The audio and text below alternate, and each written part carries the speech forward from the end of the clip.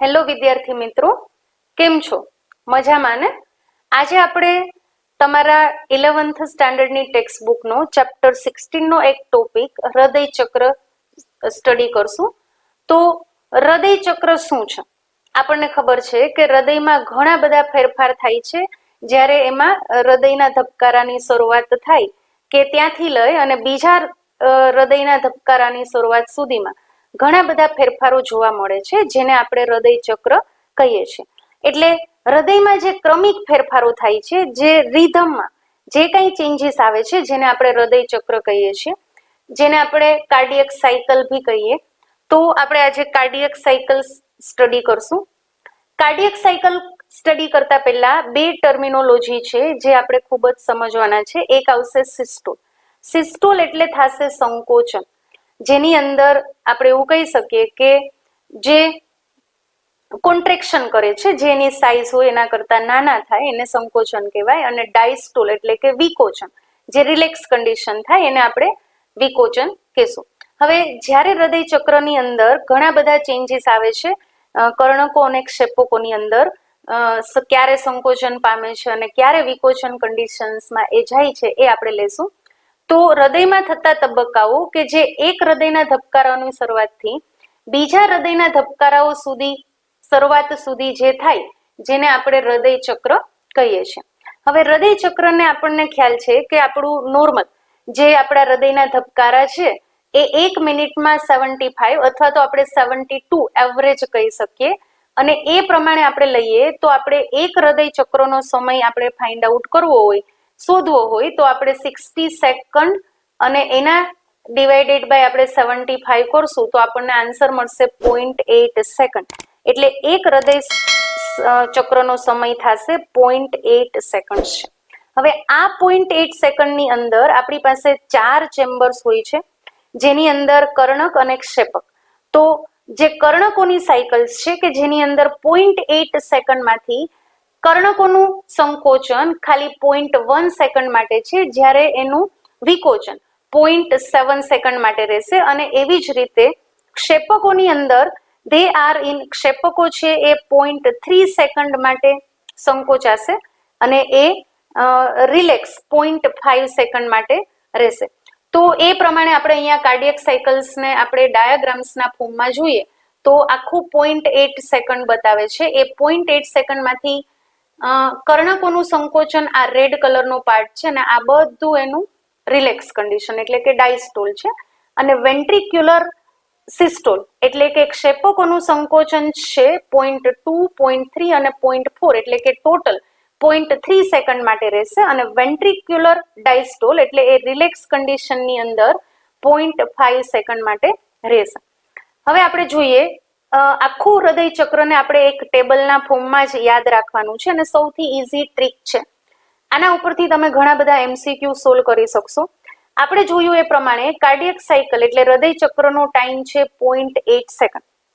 આપણને ખબર છે કે એસે નોડ, જે એસે ગાંઠ છે એ ઉર્મી વેગને ઉત્પન્ન કરે છે, અને જેવું એ ઉત્પન્ન કરશે એટલે એ જ સેકન્ડ પર એટલે 0.1 સેકન્ડ પર એ ઉત્પન્ન પણ કરે છે, અને સાથે સાથે એ ઉર્મી વેગ બંને કર્ણકોની અંદર ખૂબ જ ઝડપથી પ્રસરશે. એટલે જે આપણું રાઈટ સાઈડનું અને લેફ્ટ સાઈડનું બંને કર્ણકો છે એ ખૂબ જ ઝડપથી તરત ને તરત એ સંકોચનમાં જશે. એટલે આપણે એને કહેશું કર્ણકોનું સંકોચન. એટલે સૌથી પહેલું સ્ટેજ, પહેલો તબક્કો આવશે કર્ણકોનું સંકોચન. કર્ણકોનું સંકોચન વખતે બંને કર્ણકો સંકોચન કન્ડિશનમાં રહેશે એટલે કે સિસ્ટોલમાં રહેશે, અને આ સમય પર ક્ષેપકો વિકોચનના કન્ડિશન પર હશે. હવે આપણે વાલની પોઝિશન્સ લઈએ તો આ કન્ડિશન પર કર્ણક્ષેપક વાલ એટલે કે એવી વાલ છે એ ખુલ્લો હશે, અને અર્ધચંદ્રાકાર વાલ જે છે, જે સેમિલ્યુનાર વાલ્સ છે, એ બંધ હશે. અને આ ટાઈમ પર આપણને કોઈ પણ હૃદયનો અવાજ, એમાં કોઈ પણ સાઉન્ડ આપણને આવતા નથી. તો અહીંયા આપણે જોઈએ કે કર્ણકોનું સંકોચન થશે ત્યારે જે કાંઈ રુધિર બંને કર્ણકોમાં હશે એ રુધિર કર્ણકોમાંથી તરત જ એ ક્ષેપકોની અંદર આવી જશે, એ પંપ થઈ જશે. એટલા માટે કર્ણકો એ જ ક્ષેપકો માટે મુખ્ય પંપ તરીકે વર્તે છે. ત્યાર પછી આપણે બીજો તબક્કો લઈએ, બીજો તબક્કો છે એ 0.3 સેકન્ડ માટેનો છે. હવે આપણે જોયું એ પ્રમાણે કે આ જે ઉર્મી વેગ છે એ કર્ણકો એસે ગાંઠમાંથી ધીમે ધીમે એવી જૂથ દ્વારા ક્ષેપકોની દિવાલ સુધીમાં પ્રસરશે. એસે નોડમાંથી એવી નોડમાં અને એવી નોડથી લઈ અને એ બંને ક્ષેપકોની દિવાલ સુધીમાં આવી જશે. હવે અહીંયા આ માટે એને અંદાજે 0.1 સેકન્ડ જેટલો ટાઈમ જોશે. એટલે જ્યારે એસે નોડ ઉર્મી વેગને ઉત્પન્ન કરે છે ત્યારથી 0.1 સેકન્ડ સુધીમાં એ ક્ષેપકોના દિવાલ સુધી પહોંચી જશે. એટલે આપણે જોયું એ પ્રમાણે 0.2 સેકન્ડ પર એ ક્ષેપકો સુધી પહોંચી જશે અને જેવો ત્યાં ઉર્મી વેગ પહોંચશે એટલે તરત જ ક્ષેપકોની જે દિવાલ છે એ ધીમે ધીમે સંકોચાશે. તો બીજો તબક્કો આપણે લેશું એ છે ક્ષેપકોનું સંકોચન. હવે આ મહત્વની પ્રક્રિયા છે કારણ કે આ દરમિયાન જે કાંઈ રુધિર હૃદયમાં છે એ બધું ધમનીઓમાં પંપ થશે, પણ એના ઘણા બધા અલગ અલગ તબક્કા છે. હા, આ કન્ડિશન વખતે ક્ષેપકો તો સંકોચન એટલે કે સિસ્ટોલ કન્ડિશનમાં હશે અને કર્ણકો વિકોચન એટલે કે રિલેક્સ કન્ડિશનમાં હશે. પોઝિશન ઓફ વાલ આપણે લઈએ કે વાલમાં કેવી રીતે ફેરફાર આવે છે. તો હવે જ્યારે એ સંકોચવાની શરૂઆત કરશે તો ક્ષેપકોમાં દબાણ વધી જશે. એટલે અહીંયા લોહી રુધિરનું જે કાંઈ પ્રેશર છે, દબાણ છે એ વધી જશે અને જેના કારણે કર્ણક ક્ષેપક વાલ એ બંધ થઈ જશે. આ વાલ બંધ થવાના કારણે એક ધ્વનિ ઉત્પન્ન થાય છે જેને આપણે લબ ધ્વનિ કહીએ છીએ, જે S1 પણ કહી શકાય. તો S1 એટલે કે લબ ધ્વનિ ઉત્પન્ન થાય છે કર્ણક ક્ષેપક વાલ બંધ થવાના કારણે. અર્ધચંદ્રાકાર વાલની પોઝિશન આ વખતે ખુલી જશે અને આના કારણે એ જ્યારે વાલ ખુલે છે તો રુધિર વાલોને એક બાજુ ધકેલી અને એક બંને કમાનોમાં પ્રવેશે છે. એટલે ઓક્સિજન યુક્ત રુધિર આપણા ડાબા ક્ષેપકમાંથી એટલે કે લેફ્ટ એટ્રિયમમાંથી એ જશે મહાધમની કમાનમાં જશે અને જમણા ક્ષેપકમાંથી જે કાંઈ ઓક્સિજન વિહીન રુધિર છે એ ફૂફસીય કમાનમાં પ્રવેશે. તો આ થશે, આપણે એવું કહી શકીએ કે ક્ષેપકોનું સંકોચન અથવા ક્ષેપકોનું સિસ્ટોલ. અને આ સમય પર કર્ણકો વિકોચનમાં હશે અને કર્ણકો શિરાઓમાંથી એ ડીઓક્સિજનેટેડ રુધિર મેળવશે. નેક્સ્ટ આપણે લઈએ એના પછીનું જે ફેઝ આવશે. હવે આપણને ખબર છે કે 0.1 પ્લસ 0.3 એટલે કે ટોટલ થઈ ગયા 0.4 સેકન્ડ. હા, પણ એસે ગાંઠ છે જે 0.8 સેકન્ડ પછી જ નવા ઉર્મી વેગને ઉત્પન્ન કરે છે. તો હજી બાકીનો જે ટાઈમ છે એટલે કે -0.4 સેકન્ડ આપણે અહીંયાથી કરશું તો આપણને હજી ટાઈમ વધશે 0.4 સેકન્ડ. અને આ 0.4 સેકન્ડ માટે ફરીથી આખું વિકોચન એટલે આપણે એવું કહી શકીએ કે ક્ષેપકોનું વિકોચન થશે, જેને આપણે જોઈન્ટ ડાયસ્ટોલ પણ કહી શકીએ છીએ. આખું હૃદય આ વખતે ડાયસ્ટોલ કન્ડિશનમાં હશે. હવે કર્ણકો તો પહેલેથી જ વિકોચનમાં હતા આગળના ફેઝ પરથી, પણ 0.4 સેકન્ડના એટલે 0.3 સેકન્ડ પછી ક્ષેપકો પણ વિકોચન કન્ડિશનમાં જશે. એટલે આને આપણે કહીશું જોઈન્ટ ડાયસ્ટોલ. તો બંને વિકોચન પામે છે, કર્ણકો અને સાથે સાથે ક્ષેપકો પણ હવે વિકોચન પામશે. અને આ કન્ડિશનની અંદર કર્ણક્ષેપક વાલ એટલે કે એવી વાલ ખુલી જશે અને ધીમે ધીમે રુધિર કર્ણકોમાંથી ક્ષેપકોની અંદર આવશે. તો અહીંયાથી ફરીથી રુધિર અહીંયા આવવા મળશે અને સાથે સાથે અહીંયા આપણે લઈએ કે જે સેમિલ્યુનાર વાલ એટલે કે અર્ધચંદ્રકાર વાલ છે એ બંધ થશે. હવે અહીંયા બીજો ધ્વનિ ઉત્પન્ન થશે જેને આપણે સેકન્ડ સાઉન્ડ કહીએ છીએ. તો અહીંયા આપણે જોઈએ કે ક્ષેપકોની અંદર હવે શું થશે, ક્ષેપકો ડાયસ્ટોલમાં જશે એટલે અર્ધચંદ્રકાર વાલ બંધ થાય છે અને એના બંધ થવાથી એક અલગ બીજું ધ્વનિ આવશે જેને આપણે ડપ સાઉન્ડ્સ કહીએ છીએ, ડપ ધ્વનિ એવું આપણે કહીએ છીએ. તો હૃદય ધ્વનિ 1 જે લબ છે અને હૃદય ધ્વનિ 1 કે જે ડપ સાઉન્ડ્સ છે. આ સાઉન્ડ લબ સાઉન્ડ્સ છે, લબ ધ્વનિ છે એ કર્ણક્ષેપક વાલ બંધ થવાથી આવે છે અને ડપ ધ્વનિ છે જે અર્ધચંદ્રાકાર વાલ બંધ થવાથી આવે છે. આપણે એવું કહી શકીએ કે લબ ધ્વનિ છે એ શું સૂચવે છે? તો એ લબ ધ્વનિ છે એ ખાસ કરીને ક્ષેપકોનું સિસ્ટોલ સૂચવે છે. એટલે ક્ષેપકો જ્યારે સિસ્ટોલમાં જશે ત્યારે લબ ધ્વનિ આવશે અને ક્ષેપકો જ્યારે ડાયસ્ટોલમાં જશે ત્યારે ડપ ધ્વનિ ઉત્પન્ન થાય છે. તો આ થઈ ગયા લબ અને ડબ એમ બે ધ્વનિ. તો અહીંયા આપણે જોઈએ કે આ છે કર્ણક્ષેપક વાલ, જેનાથી જે ધ્વનિ આવે છે જેને આપણે લબ ધ્વનિ કહેશું, અને અહીંયા છે એ છે અર્ધચંદ્રાકાર વાલ અને એનાથી જે એના બંધ થવાથી જે અવાજ આવે છે જેને આપણે ડપ ધ્વનિ કહીએ છીએ. તો આ ટેબલથી આપણને હૃદય ચક્રના દરેક તબક્કામાં કર્ણકો અને ક્ષેપકોની શું સ્થિતિ છે, એના કર્ણક્ષેપક વાલ અને અર્ધચંદ્રાકાર વાલની કઈ પોઝિશન્સ છે, ખુલ્લા છે કે બંધ છે, અને હૃદયનો જે ધ્વનિ છે એ હૃદય ધ્વનિ કયા સમય પર આવે છે. જે બે ધ્વનિ આપણને સ્ટેથેસ્કોપમાં યંત્ર દ્વારા આપણે સ્ટેથેસ્કોપ નામના યંત્ર દ્વારા સાંભળી શકાય છે એ આપણે હૃદય ધ્વનિ કહેશું અને એ હૃદય ચક્ર દરમિયાન આપણને સ્પષ્ટપણે સંભળાય છે. તો આ રીતે આપણે આખું હૃદય ચક્ર લીધું. તો હૃદય ચક્રમાં આપણે ફરીથી જોયું કે કર્ણકોનું સંકોચન ટોટલ 0.8 સેકન્ડમાંથી 0.1 સેકન્ડ છે, જ્યારે એનું વિકોચન છે 0.7 સેકન્ડ. એટલે ટોટલ 0.8 સેકન્ડના ટાઈમમાંથી કર્ણચોનું સંકોચન એટલે કે સિસ્ટોલ ખાલી 0.1 સેકન્ડ માટે છે, જ્યારે ક્ષેપકોનું સિસ્ટોલ એટલે કે 0.3 સેકન્ડ માટે રહેશે. નીચેના મુજબના તબક્કાઓ હૃદય ચક્ર સાથે સંકળાયેલા છે. આપણે જોયું એ પ્રમાણે આ બહારનું ચક્ર છે એ કર્ણકોનું છે અને અંદરનું ચક્ર છે એ ક્ષેપકોનું છે.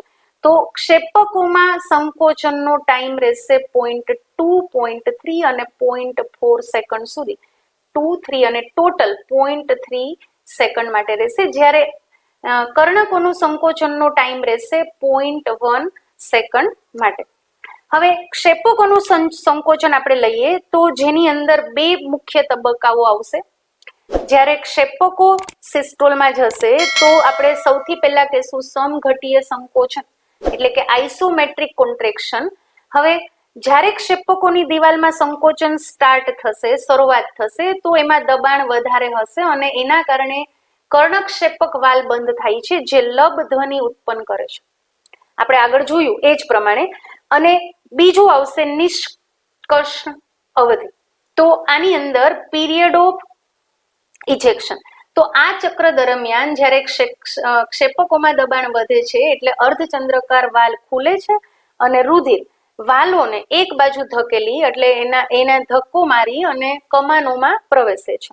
હવે જ્યારે એ કમાનોમાં પ્રવેશશે તો ડાબા ક્ષેપકમાંથી ઓક્સિજન યુક્ત રુધિર ગ્રીવાદેહિક કમાન અથવા તો મહાધમની કમાનમાં પ્રવેશે છે અને જમણા ક્ષેપકમાંથી ઓક્સિજન વિહીન રુધિર ફૂફસીય કમાનમાં પ્રવેશે છે, જે ફેફસા પાસે જશે અને ત્યાં એ ફરીથી ઓક્સિજન વિહીન બની જશે. તો ક્ષેપકોના સિસ્ટલ દરમિયાન કર્ણકો શિરાઓમાંથી રુધિર મેળવવાનું સ્ટાર્ટ કરી દે છે. હવે ક્ષેપકોનું વિકોચન એટલે આપણે જોયું કે ક્ષેપકોનું સિસ્ટોલ પૂરું થશે એટલે તરત જ એ વિકોચનમાં જતા રહેશે. ક્ષેપકો હવે વિકોચન પામે છે જેથી તેની અંદરનું દબાણ ફરીથી ઘટી જાય છે એટલે પાછી એની જે ઓરિજિનલ પોઝિશન હતી, ધારો કે આ આપણે કહીએ કે આ વેન્ટ્રિકલ્સ છે, ક્ષેપકો છે, આ એની નોર્મલ પોઝિશન છે, આ એ કોન્ટ્રેક્ટેડ કન્ડિશન્સ છે એટલે એની સાઇઝ ઘટી જશે એટલે દબાણ વધી જશે. ફરીથી એ જ્યારે વિકોચનમાં જશે એટલે દબાણ ઘટશે, જેના કારણે અર્ધચંદ્રાકાર વાલ બંધ થશે અને ડપ ધ્વનિ ઉત્પન્ન થશે. હવે એના પેટા તબક્કા આપણે લઈએ. આગળ આપણે ટેબલમાં લીધું હતું ક્ષેપકોનું વિકોચન, પણ એમાં પણ પાછા એના પેટા તબક્કા છે. તો કે સમઘટીય વિકોચન, જ્યારે બંને ક્ષેપક એક સાથે વિકોચનમાં જશે જેના કારણે રુધિર નિષ્કર્ષણને કારણે કમાનોમાં દબાણ કરતા ક્ષેપકોમાં દબાણ ઘટી જશે એટલે હવે રુધિર બહાર નીકળવાનું બંધ કરી દેશે અને ક્ષેપકો વિકોચન માટે તૈયાર થઈ જશે. એટલે એની અંદરનું જે રુધિરનું પ્રેશર છે એ ઓછું થઈ જશે એટલે હવે ધીમે ધીમે રુધિર બહાર નીકળશે નહીં, જેના કારણે ત્વરિત અંતર્વહન રેપિડ ઇનફ્લો એટલે ક્ષેપકોમાં સિસ્ટોલ થયા બાદ એમાં સિસ્ટોલિક દબાણ ઘટી ગયું એટલે એમાં રુધિરનું દબાણ ઓછું છે, કર્ણકો કરતા. એટલા માટે હવે ફરીથી કર્ણકોમાંથી રુધિર પાછું ફરીથી ઝડપથી રેપિડ ઇનફ્લો એટલે ત્વરિત અંતર્વહન કરવા માંડશે. એટલે ક્ષેપકોમાં ફરીથી એમાં દબાણ ઘટી ગયું એટલે કર્ણક્ષેપક વાલ ખુલી જશે અને રુધિર ત્વરિતતાથી એટલે એકદમ ઝડપથી કર્ણકોમાંથી ક્ષેપકોમાં પ્રવેશે છે. ત્યારે જે ધ્વનિ ઉત્પન્ન થાય છે જેને આપણે S3 હૃદય ધ્વનિ કહીએ છીએ, પણ એ ખૂબ જ નોમિનલ હોય છે કે જેને આપણે સાંભળી શકતા નથી. હવે થર્ડ તબક્કો આવશે, પેટા તબક્કો, જેને આપણે ડાયસ્ટેસિસ કહીએ છીએ. તો ત્વરિત અંતર્વહન બાદ હવે કર્ણકો ક્ષેપકોમાં એ જ દરથી રુધિરનું વહન કરાવે છે જે દરમાં તેઓ શિરાઓ દ્વારા રુધિર મેળવે છે. એટલે જેટલું રુધિર એમાં શિરાઓમાંથી આવશે એટલું જ રુધિર સામે એક ક્ષેપકોને આપી દેશે, જેના કારણે રુધિરનું અંતર્વહન ઘટી જશે. હવે આ સમય પર બધા જ ખંડોમાં એટલે 4 ચેમ્બર્સની અંદર દબાણ એક સરખું હશે અને આખું હૃદય ડાયસ્ટોલ પરિસ્થિતિમાં હશે, જેને આપણે જોઈન્ટ ડાયસ્ટોલ કહીએ છીએ. આખું હૃદય ડાયસ્ટોલમાં છે અને આ જ ક્ષણે એવી વાલ ખુલ્લા હશે પરંતુ અર્ધચંદ્રકાર વાલ બંધ જ હશે. કર્ણકોનું સંકોચન, હવે આપણે ત્રીજો તબક્કો લઈએ એટલે ફરીથી જે સૌથી પહેલા આપણે સ્ટાર્ટ કર્યું હતું એટ્રિયલ સિસ્ટોલ. તો કર્ણકોના સંકોચનના કારણે જેટલું પણ રુધિર બચેલું હશે, બાકી બચેલું રુધિર ક્ષેપકોમાં પ્રવેશે છે અને જેના કારણે કર્ણકોમાં દબાણ ફરીથી શૂન્ય થઈ જાય છે. એના સંકોચનના કારણે એની અંદર રુધિરનું પ્રેશર વધી જશે, જેના કારણે રુધિર કર્ણકોમાંથી ક્ષેપકોમાં આવી જશે અને ફરીથી S4 હૃદય ધ્વનિ ઉત્પન્ન થશે. S4 હૃદય ધ્વનિ ઉત્પન્ન થશે કે જે આપણે એવું કહી શકીએ કે જે પણ આપણે પ્રોપરલી સાંભળી શકાતું નથી. મેઇન ખાલી S1 અને S2 એટલે કે લબ ધ્વનિ અને ડપ ધ્વનિ. જે લબ ધ્વનિ છે આપણને ખબર છે કે એ એવી વાલ બંધ થવાથી આવે છે અને ડપ ધ્વનિ છે કે જે સેમિલ્યુનર એટલે કે અર્ધચંદ્રકાર વાલ બંધ થવાથી ઉત્પન્ન થાય છે.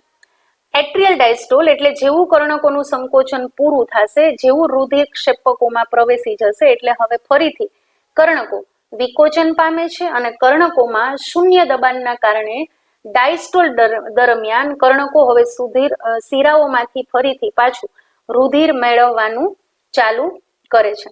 તો આ રીતે આપણે જોયું કે હૃદય ચક્રની અંદર કયા કયા તબક્કાઓ છે અને ખાસ કરીને આપણે જે ટેબલ કરેલું છે એ ટેબલની અંદર બધા જ તબક્કાઓ, કર્ણકો અને ક્ષેપકોની સ્થિતિ સાથે સાથે બધા વાલની સ્થિતિ પણ આપણે જાણી શકીએ છીએ. તો ટેબલ એક યાદ કરવાથી આપણે સરસ રીતે કાર્ડિયક સાયકલના બધા હૃદય ચક્રના બધા જ MCQ નું આપણે સોલ્વ કરી શકીએ છીએ. સો આ થઈ ગયું આપણું હૃદય ચક્ર. હોપ કે તમને ખૂબ જ સરસ રીતે આ ટોપિક સમજાણો હશે. Thank you all. Have a nice day.